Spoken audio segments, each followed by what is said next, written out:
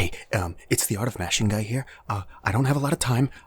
Sten, that gun in his profile picture, that's real. That's a real gun. He actually came to my house. He yelled at my dog. He pointed the gun at all my furniture and started yelling. And, he told me I had to cut some sections out. So here's the whole, section. You can go watch the, every Nintendo series. Shut up. You could watch every Nintendo series video on his channel. I'm just trying to, while his back is turned, I'm just trying to get the truth out. The truth he doesn't want you to know. Hey yo, who did this? Oh.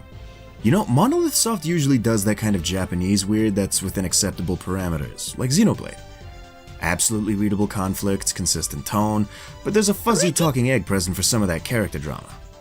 Still, not exactly the wrench in the cogs you think it would be. Then, there was whatever the hell was happening in Chronicles 2. Sometimes I wondered why I have to keep on living forever. Just on, no end in sight. But it's different now. I stayed alive all this time. I'm not talking about those games though, I'm just using them to set the tone. In keeping with the tradition of being the least remarkable person in the room with the most to say, I chose to contribute to this lovely project with Disaster, Day of Crisis. I'm gonna say weird a lot, but don't feel bad. Of the weirdness I've previously displayed, Day of Crisis is a different kind of weird. Like, it's weirdly grounded, in that we'll be playing as a dude whose job it is to rescue people from perilous situations, not dissimilar to a fireman or those dudes that save people from hiking.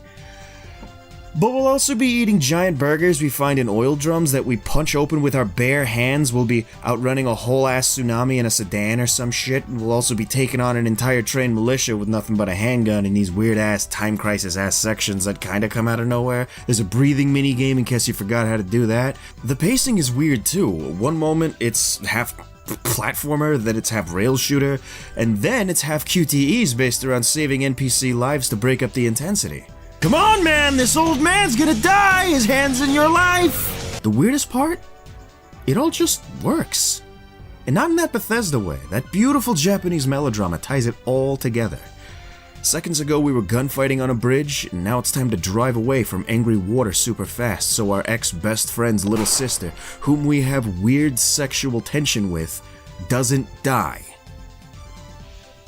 If people, me, are allowed to like Stalker for its jank, then anyone on the weeb spectrum can find enjoyment in this game. It's a party. The reason for the disasters on this Day of Crisis is wild too. I'm not even gonna tell you what it is even. Go play it, you coward. Or you can watch the best friends play through it.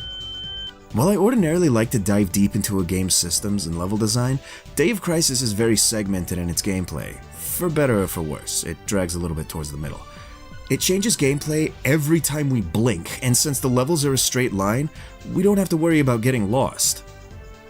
Unless you're like, really good at it. Even those draggy moments though, I gotta know what's on the other side of this section. Someone's gonna talk, and their words are gonna make my brain squee. I'm sorry I said that. TLDR, it's jank, but it's the most fun you can have this side of Metal Wolf Chaos.